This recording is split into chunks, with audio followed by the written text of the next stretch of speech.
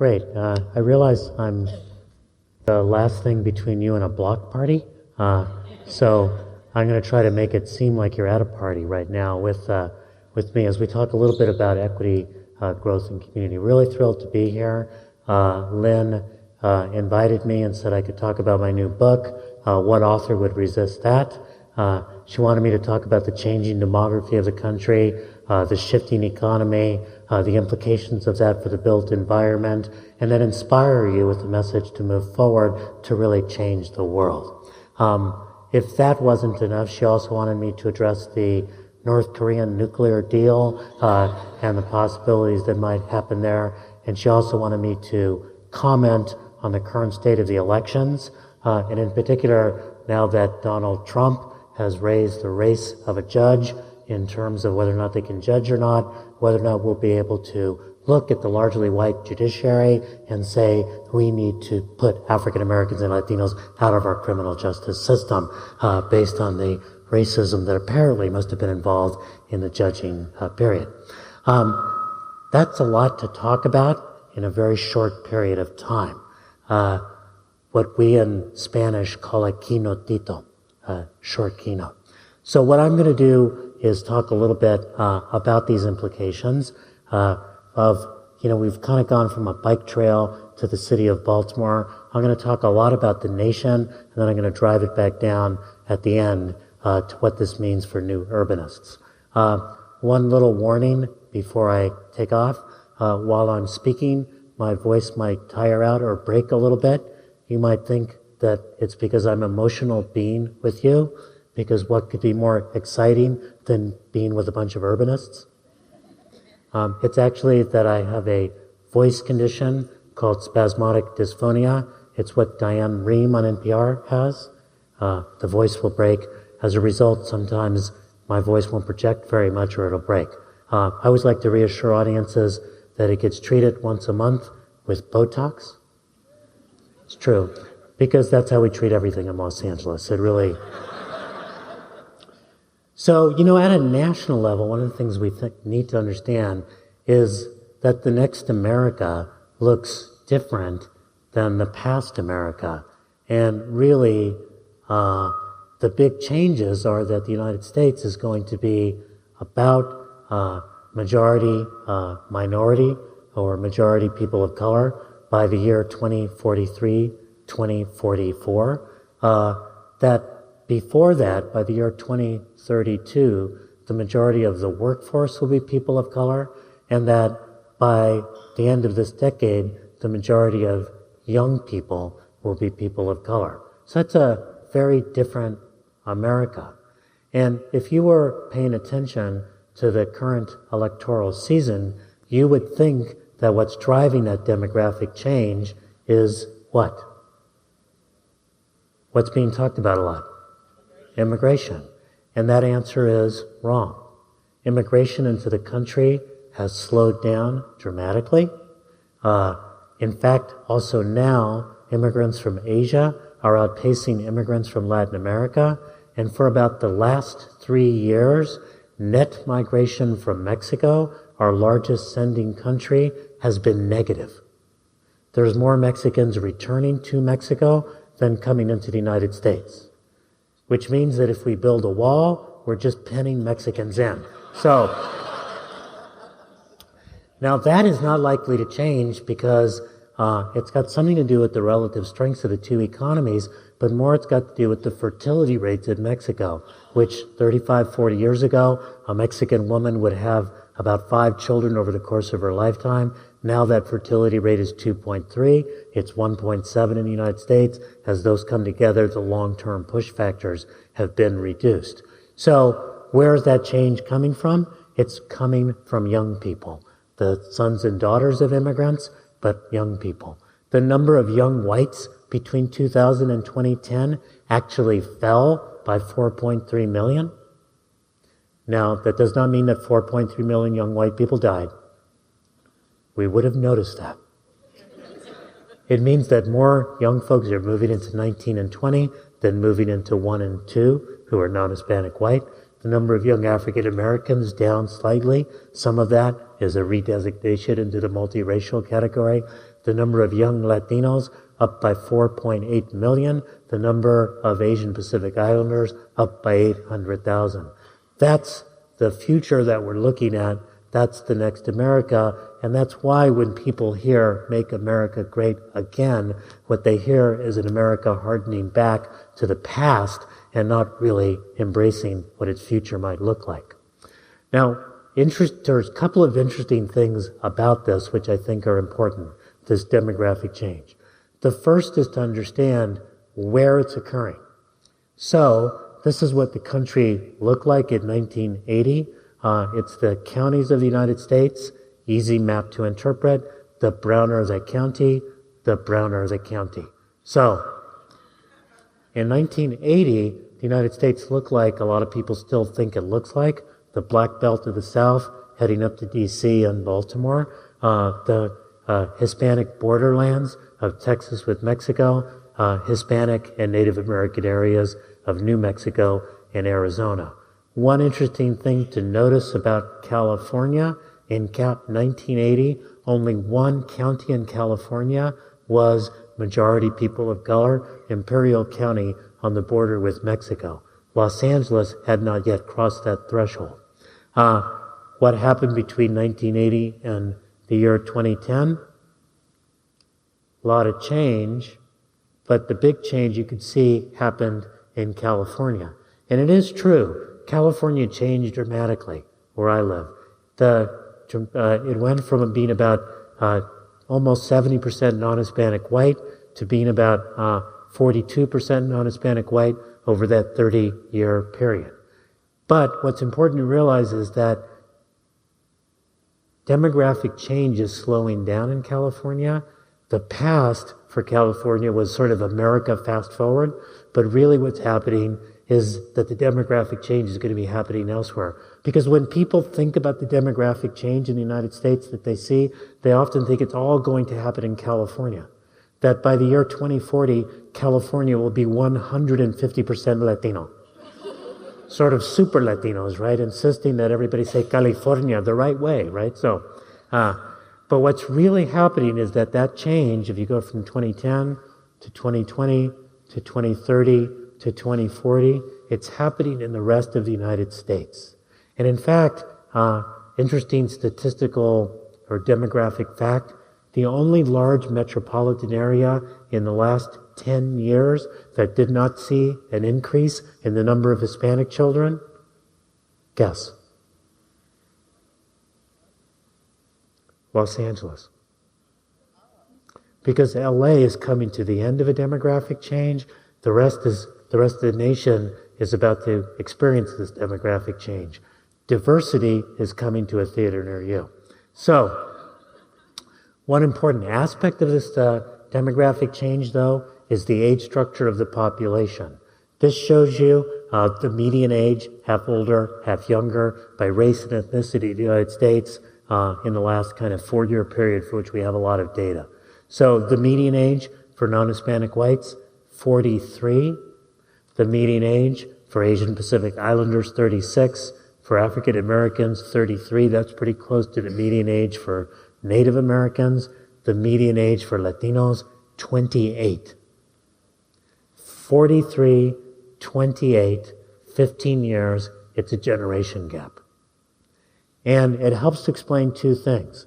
One, it helps to explain our demographic change. Because when you're 28, you're in prime family formation age. When you're 43, you think you're in prime family formation age. You may well be, but it also helps to explain our politics, because when an older generation does not see itself in a younger generation, the desire for public investment is often withdrawn. The state in the United States that's got the largest racial generation gap, the whitest old, the brownest young, is Arizona. With its fractious politics around immigration, and with the fact that it's had the third largest cuts in K through 12 spending per capita in the last 5 years. So, generation gap playing out politically. So, that's the demographic change, and all of it's occurring at the same time that inequality has been on a dramatic increase in the United States. The blue line here is the share of income going to the top 1%.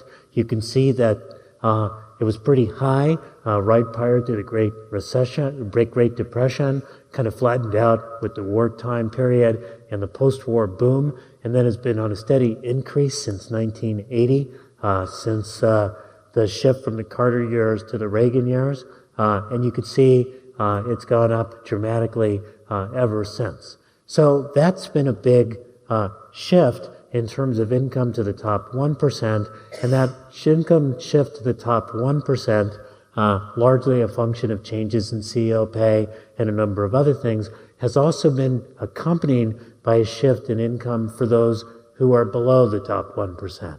So for folks who are sort of professional middle-class folks, incomes have actually gone up over the last 30 years. For folks who are at the median, incomes have fallen. For people who have a high school degree, are working in low-skill or medium-skill jobs, their wages have actually fallen. So the 1% has run away from the rest, but also the rest of us have become more unequal as well. And it's had a racially disparate character. This shows you families below 150% of the poverty level, and you can see that the poverty rates are twice as high for African Americans and Latinos as they are for non-Hispanic whites. The poverty rate for Asian Pacific Islanders higher than that for non-Hispanic whites as well. So lots of income inequality, and it's absolutely critical to address now. So this is my favorite slide. Partly because it's animated, and that's really cool, right? But second, because it tells a very important story. Demographers often think about something called an age pyramid. Lots of young people, less folks in middle age, and as you get to the older ages, we pass away.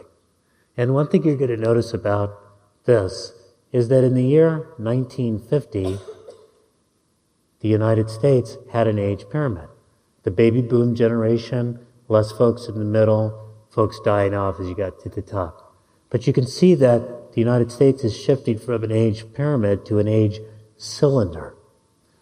Older people living longer, less young people being born, less immigrants filling in the middle. And what that means is that if we do not address the combination of our demographic change and the growing inequality now, we don't have a sustainable economy moving forward. If you really wanted to make America great looking forward, you would expand your spending on pre-K. You would reduce the criminalization of our youth. You would end the deportation regime that makes young people scared when they come home every day that their parents might be separated from them. And you would begin to invest in this next generation to have a sustainable America moving forward.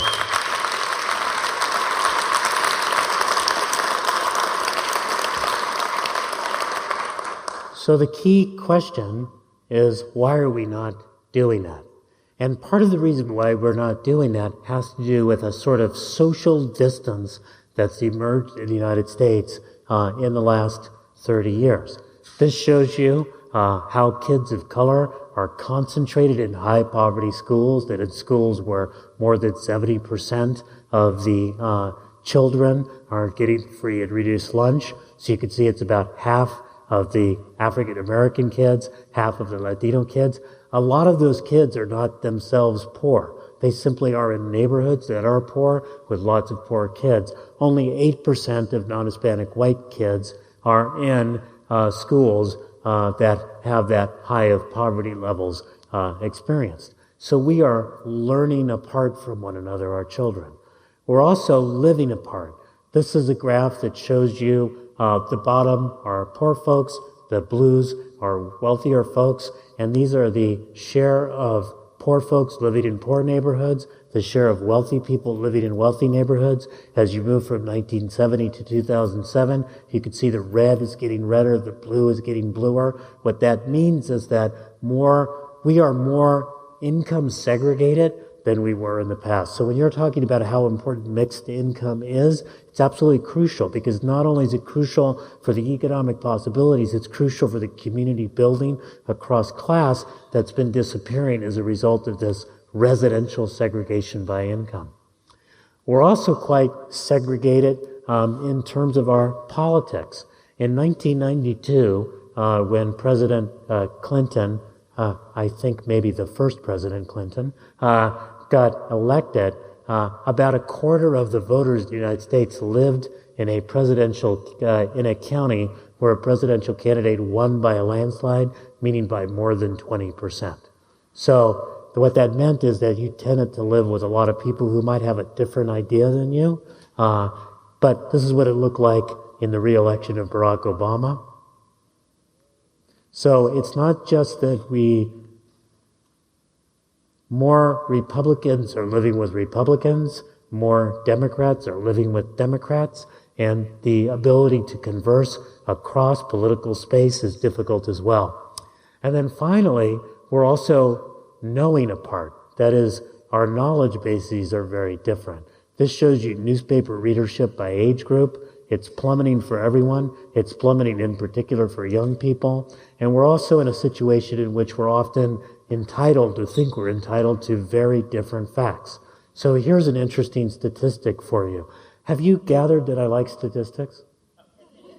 So in the 2008 election, what percent of Republicans do you think believed that President Obama was a Muslim born in a different country?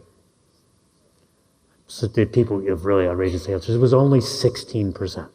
16% believed that he was a Muslim born in a different country. In 2012, when he ran for election again, after 4 years of more information, the production of a birth certificate and all of the controversy, what percent of Republicans believed he was born in a different country? 30%. It had doubled.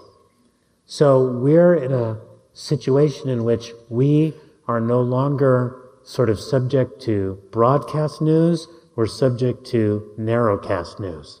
We get our truths sort of repeated for us by who we listen to, and it makes it difficult. And our faith in our institutions is shaken.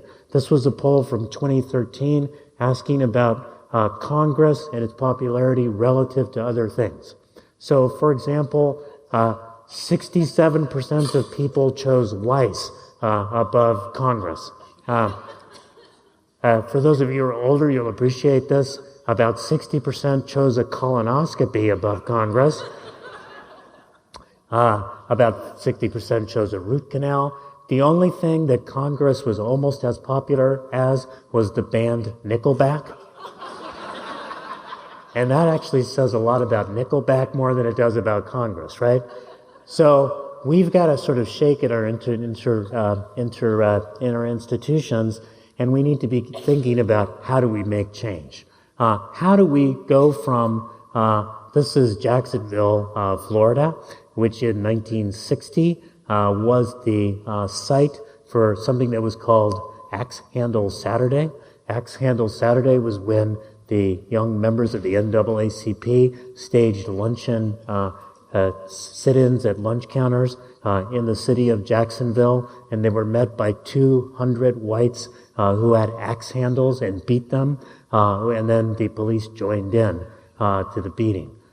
Jacksonville now is a place that's consolidated its cities and its suburbs, and it's the host to something called the Jacksonville Community Council, which brings people together from the business community, from the civic community, from community organizing groups across racial lines to be able to try to create a conversation about the future of Jacksonville. So how do you go from the polarization we currently have to the change that we need?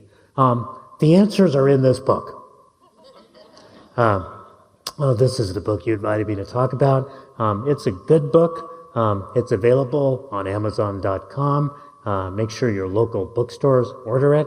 For those of you who are not readers, it's about to be made into a major motion picture in which I will be portrayed by Antonio Banderas, so I'm extraordinarily excited. It's actually also, though, by special arrangement with UC Press, available as a free download. And the book really makes 3 points. One is that if we want to achieve economic prosperity, equity is a fundamental building block to doing that. The second is that knowing together creates a higher probability of growing together. That is, if we continue to have that epistemic, that knowledge and social distance, we'll never find our path to growing together. And then the third, and this is important, is that conflict is actually an important part of getting to collaboration. I'm going to jump over a little bit of this because I want to move us quicker than the time I actually had allocated. I do want to say that we've been doing research looking at the relationship between equity and economic growth. Traditionally, economists have thought that you might dislike inequality because you're a liberal or because you have moral values about inequality, but at least it's good for economic growth. And at an extreme, that may be true when you're in the Soviet Union of the past and it's eliminated all income differentials. You have reduced the incentives for people to invest, to work hard, etc. But we in the United States have gotten to the kind of opposite extreme, almost an oligarchy where income is concentrated in such few hands that we don't wind up having enough consumer demand. We're discouraging people from being able to move forward and get ahead, and we wind up creating conflicts.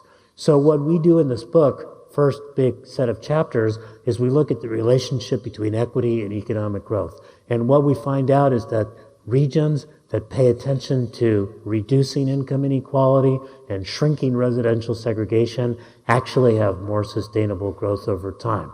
Now, you might not believe me because you're saying, I don't know, that's a crazy leftist professor from Southern California. These are results that have also been found by the Cleveland Federal Reserve and the International Monetary Fund, places that have been known as centers of Marxist political economy. So what we do in the book, though, is we also look at the mechanisms by which people kind of come together. Things like Envision Utah, very familiar to this crowd, trying to envision what Utah might, what the Salt Lake City metropolitan area might look like. We look at the MAPS project in Oklahoma City, something which stirred investment in some of the lowest income communities as well as the downtown, and was actually led by a series of Republican mayors who realized that they needed to do that to secure the future of Oklahoma City. And we also look at Seattle, and in particular, something that's called the Seattle process, which also in Seattle people say is just talking things to death. But it's about bringing people together when there are tough problems to try to find their way. So, for example, one of the first cities in the United States to raise the minimum wage to $15 an hour, Seattle. And how did they do it? They did it by actually creating a commission that brought together 24 different people from all sorts of different sectors to agree on how they would raise the minimum wage. At the end of that process, only 2 people did not sign on. One was the head of the Chamber of Commerce because she said, I can't sign on to all the businesses that are members of the Chamber agree. I don't have time to poll them. And the other person was a Trotskyite city council person. So you know when you've lost the chamber and a Trotskyite, you're doing okay. So that's Seattle process. But the last thing that we bring up in the book is that conflict is an important part of this story. When we often talk about equity and prosperity coming together, achieving mixed income, doing mixed use, getting the bike trails that we need, we often talk a lot about how people should work together. And I think that's important. But it's also important to fight when things are wrong. If you go to, thank you, my fighter. It's like one person back there going, yo! If you go to San Antonio right now, San Antonio is known as the land of collaboration. So much so that they got a promise zone, they got a promise neighborhood, they got a Sustainable Communities Initiative grant, they got a choice neighborhood, all because they collaborate so well. And 3 years ago, the city voters in San Antonio passed a tax on themselves to support pre-K education targeted toward the most disadvantaged. That's amazing for the voters to do that And what was even more amazing was it was supported by the mayor, to be sure, by social justice groups, but also by the San Antonio Chamber of Commerce that said that this was a workforce development issue for 20 years from now. You would not have thought that about San Antonio 40 years ago. San Antonio 40 years ago, the west side, the largely Chicano side of town, was actually was left out of the infrastructure spending and would quite literally flood when the Texas rains came. They weren't getting community development block grant funds, and they were frozen out of the political system because of the way in which they had at-large elections rather than district elections. The San Antonio Chamber of Commerce was trying to market San Antonio as a low-wage, low-tax, low-regulation paradise. The community organizers found out about this, rushed the Chamber of Commerce meetings and challenged them, challenged the business community. But out of that challenging, they wound up creating new kinds of collaboration. Raising uncomfortable issues around race and equity is part of the story to getting to real collaboration. If you think about collaboration like that ride in Disneyland or Disney World, It's a Small World After All, where all the little children are singing and everybody's happy, in my view, collaboration is principled conflict. If the people you're collaborating with are people you are already collaborating with, that's just you getting together with your friends. Collaborating is when you reach out to people with whom you have a conflict, but where you might have some principles like the long-term sustainability of the economy, or you might have, and you also have principles about how you will conflict with integrity, etc.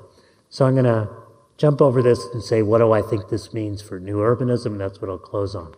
The first thing I would say is it's really important for people to get out of their specific issue areas around transit or housing and think much more broadly about rebuilding the urban fabric of our nation. Now, I say this in part because of something that Van Jones, worked for President Obama for a while now on CNN, reminds us, which is that when Martin Luther King marched on Washington, his famous speech was not called, "I have an issue." It was called, "I have a dream." And unless we have a broader dream, a broader vision of what urban America can look like, that's how we piece together the different issues. The second thing is that we need to grapple seriously with the results of success. New urbanists have been successful at bringing about a comeback city and creative classes occupying it. But it's happened at the risk of not just the good kind of gentrification that you're talking about, but at the risk and realities of displacement. And unless we deal seriously with the results of the success, it can't be a full success story. The third thing I would say is that we need to pay attention to the suburbs. There was a mention before about the city against the suburbs. But here's what's fascinating. This shows you Seattle in 1980. The darker shades are higher percent people of color. If you're far back, you won't see this, but if you're up close, you'll see that as you go to 2010, the city of Seattle is whitening, and it's the suburbs that are becoming more people of color. So we are seeing a big move to suburbs of communities that are often high need, but in locations that have bad transit, that have weak social services infrastructure, and have weak community organizing infrastructure, which is how issues get out on the table. We need to understand the suburbs, and we need to rework the suburban landscape, as well as the social landscape of the suburbs. Finally, and then I think this is really the central message, is to make equity central to your work. It's one thing to add it on after you've done development. It's another to bake it in at the beginning. To understand that what you want to do is to make sure that everyone can benefit from our comeback cities, to make sure that we understand how important this is for our future prosperity. That is, that we really make equity central to what we're thinking about when we think about new urbanism. And finally, if you read this book, you will be much wiser, you will be much happier, and you'll be that much closer to the block party that's about to happen. So, thank you very much.